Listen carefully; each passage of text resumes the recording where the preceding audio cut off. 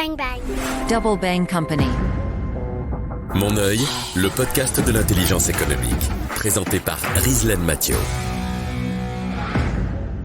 Salut les internautes, mon œil jette un coup d'œil sur le monde de Thibaut Renard, Senior Advisor au Cybercercle, expert au comptoir prospectiviste, spécialiste en intelligence économique et influence. Dans mon œil, aujourd'hui, on va parler de captologie, l'informatique appliquée aux technologies persuasives. Ça peut paraître compliqué, dit comme ça, mais en fait, c'est simple. Je suis Rizlen Mathieu, vous écoutez Mon œil. Bonjour Thibaut, comment ça va ? Bonjour. Je t'ai entendu parler de l'économie de l'attention. C'est quoi cette économie de l'attention ? L'économie de l'attention, c'est en gros, on va monétiser le temps que tu passes. On va générer de l'argent grâce au temps que tu passes devant ton écran. C'est pas nouveau, hein, ça date pas, l'économie de l'attention, ça date pas des technologies persuasives. Hein. Avant, quand tu regardais la télé, il y avait une économie de l'attention au sens, si j'ai 1 million de spectateurs devant un film, potentiellement ça fait 1 million de personnes qui va regarder les pubs avant, après, pendant le film. Donc c'était à l'époque ce que Patrick Lelay, l'ancien responsable, dirigeant de TF1 disait, nous on n'est pas là pour en soi divertir les gens ou leur apporter du contenu, on est là pour apporter du temps de cerveau disponible à nos annonceurs. Un annonceur, lui, ce qu'il veut, c'est 10 millions de personnes qui accordent 30 secondes de leur attention à leur pub. Donc voilà, donc l'économie de l'attention, ça existait déjà à l'époque des journaux papier, puisque il y a des journaux papier qui fonctionnent qu'avec les abonnements, mais il y a aussi les journaux papier qui fonctionnent avec de la pub. Donc en gros, si tu passes 30 minutes à lire ton magazine et que tu lis les pubs, tu lui as accordé de l'attention. Et puis après, cette économie s'est développée via la télévision. Tu restes devant ta télévision, mais jusqu'à présent, si tu veux, ce qui se passait, c'était je parcellise, on va dire, mon attention, mais voilà, je suis que au cinéma ou je suis que devant ma télé, mais j'arrête quand je veux. Et ce qu'a changé la captologie, ce qu'ont changé les technologies persuasives, ça a été assez bien résumé par Reed Hastings, le fondateur de Netflix. Alors, la légende veut que, alors est-ce que c'est vrai, est-ce que c'est pas vrai, on sait pas, mais c'est lui qui l'a raconté comme ça. La légende veut que il a eu l'idée de créer Netflix parce qu'un jour, il a eu une pénalité parce qu'il a rendu trop tard un DVD qu'il avait loué au vidéoclub. Et il était tellement énervé de cette pénalité qu'il a décidé que puisque c'est comme ça, il irait plus jamais au vidéoclub et qu'il allait créer une plateforme qui permette d'éviter d'aller au vidéoclub. Est-ce que c'est vrai, est-ce que c'est pas vrai? En tout cas, c'est lui qui le raconte. En tout cas, il a réussi. En tout cas, aujourd'hui, il y a plus de vidéoclubs qui existent dans les rues. Mais ce qui est intéressant, c'est que Reed Hastings, il a résumé en fait quand on lui a demandé c'est qui les concurrents de Netflix. Il a pas dit c'est les autres chaînes de télé ou c'est YouTube ou en gros, il a pas dit c'est d'autres écrans. Il a répondu le principal concurrent de Netflix, c'est le sommeil. Oui, d'ailleurs, si on regarde beaucoup d'épisodes à la suite sur Netflix sans intervenir sur la télécommande, on te demande si t'es toujours là. Exactement, parce qu'en fait, si tu veux maintenant, alors Netflix dans son modèle, c'est pas comme par exemple YouTube qui va compter le nombre de vues ou TF1 qui va compter le nombre de spectateurs. Netflix mesure le succès de ses contenus par le temps passé devant. Pour eux, la question n'est pas de savoir combien il y a eu de spectateurs, c'est combien tu es resté devant la série. Il faut binger le maximum d'épisodes, le maximum de saisons. C'est exactement ça, c'est en gros, ils s'en foutent que y a eu un succès critique. Ils s'en foutent qu'il y a eu un succès d'estime, ils s'en foutent qu'il y a eu 10 millions de personnes qui aient regardé le premier épisode. La seule question qui vaille, c'est combien il y a eu d'heures passées, combien il y a de gens qui sont allés jusqu'au bout, et combien il y a eu d'heures passées à regarder cette série. L'enjeu, c'est est-ce que tu restes longtemps devant ta série? Et puis aussi, est-ce que tu vas, après que tu as fini ta série, est-ce que tu vas quand même rester devant Netflix en fait? Seul le sommeil, à la rigueur, peut t'arrêter. Et c'est pour ça que typiquement dans Netflix, quand tu finis un épisode et que si tu ne fais rien, l'épisode suivant se déclenche, c'est de la technologie persuasive. C'est-à-dire en gros, si tu ne fais rien, l'outil décide à ta place que si tu ne fais rien, ça veut dire que tu acceptes qu'un nouvel épisode soit lancé. Et ça structure aussi la façon dont on produit les contenus, puisque c'est pas pour rien que les séries Netflix, très souvent, il y a un cliffhanger, tu vois. Et tu passes l'intro, tu zappes le générique. Ouais, tu passes l'intro, mais alors ça, il t'en veut pas de passer l'intro, et puis il t'en veut pas non plus de passer le générique à la fin, par exemple. Typiquement, dans cette économie-là de l'attention, le générique est un ennemi. T'imagines 3 minutes de générique, tu vas te barrer en fait, tu vas partir faire autre chose.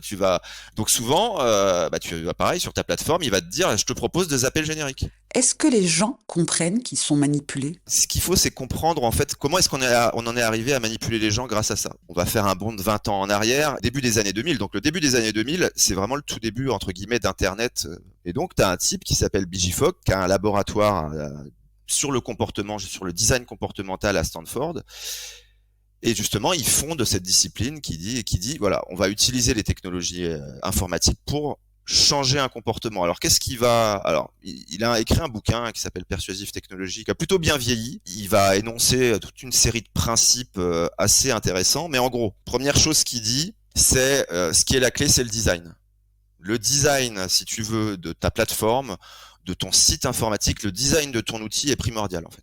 Si tu foires ton design, si ton outil paraît compliqué, c'est foutu. Donc déjà, règle numéro 1, le design des outils doit primer sur tout le reste. Donc ça va donner déjà lieu à quelques dérives, puisque ça va donner ce qu'on appelle les dark patterns, où en fait le design est volontairement fait pour tromper les gens. Donc pour changer les comportements ou forcer les comportements, c'est typiquement si tu vas, je sais pas, sur Ryanair, ou pour acheter ton billet, tu vas avoir, tu vois, ils vont toujours te proposer une assurance, toujours te proposer, et vous voulez pas aussi un taxi à la sortie de l'autre. Et en fait, pour vraiment valider ton billet, il y a genre 8 séries de validation où à chaque fois on t'incite à prendre quelque chose en plus. Le design, l'ergonomie du site internet ou de l'application te force à faire quelque chose que t'as pas envie de faire. Le design, c'est vachement bien quand on simplifie tout. Il faut que ton application, tu puisses t'en servir en quelques fractions de secondes. Donc voilà, ça a été le premier fondement, c'est que si tu veux designer le comportement de quelqu'un, ton outil, ton application doit être designé de manière à être super simple, super intuitive, pas compliqué.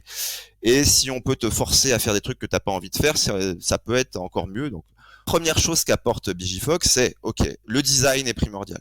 On assimile la crédibilité d'une source, la crédibilité d'un site internet à son design. Si son design est génial, on va lui accorder plus de crédibilité que si c'est un site limite gouvernemental tout pourri, quoi. Première chose, ils disent, et c'est normal, on est au début des années 2000, donc le design des sites internet, c'est super important. Et BijiFog, il va dire, oui, mais maintenant, on va utiliser des technologies persuasives pour changer le comportement des gens. On va leur faire cette fois-ci des choses qu'ils n'ont pas envie de faire normalement. Ce que Fogg va rajouter, et là, par contre, tout le monde va s'en emparer, ça va être le modèle comportemental de Fogg, et il va dire, en gros, que le comportement d'une personne, il est dicté par 3 choses. Sa motivation, est-ce que tu as envie de faire ou pas ce que je te propose, un signal, c'est-à-dire un trigger, en gros un déclencheur.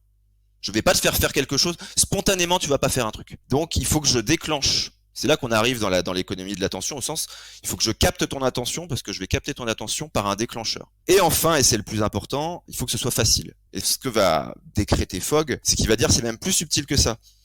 C'est que il faut pas se fatiguer à essayer de motiver les gens. Faire quelque chose à quelqu'un de compliqué, si ça lui demande beaucoup de motivation, c'est une perte de temps. Plutôt que motiver les gens à faire une chose compliquée, mieux vaut leur faire faire, même s'ils sont pas motivés du tout, leur faire des trucs très très très faciles. Et en fait, la clé du changement de comportement d'une personne ne réside pas dans la persuasion. C'est marrant parce qu'on dit technologie persuasive.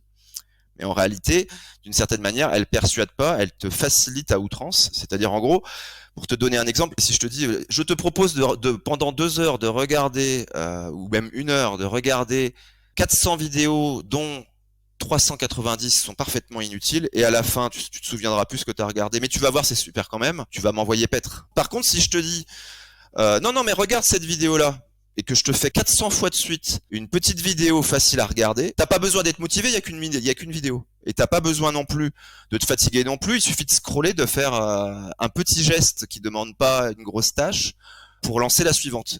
Et c'est comme ça que tu te retrouves en fait pendant 1 heure à avoir fait 400 petites actions. T'as maté 400 vidéos pendant 1 heure en scrollant sur Instagram ou Facebook ou YouTube avec des shorts, etc.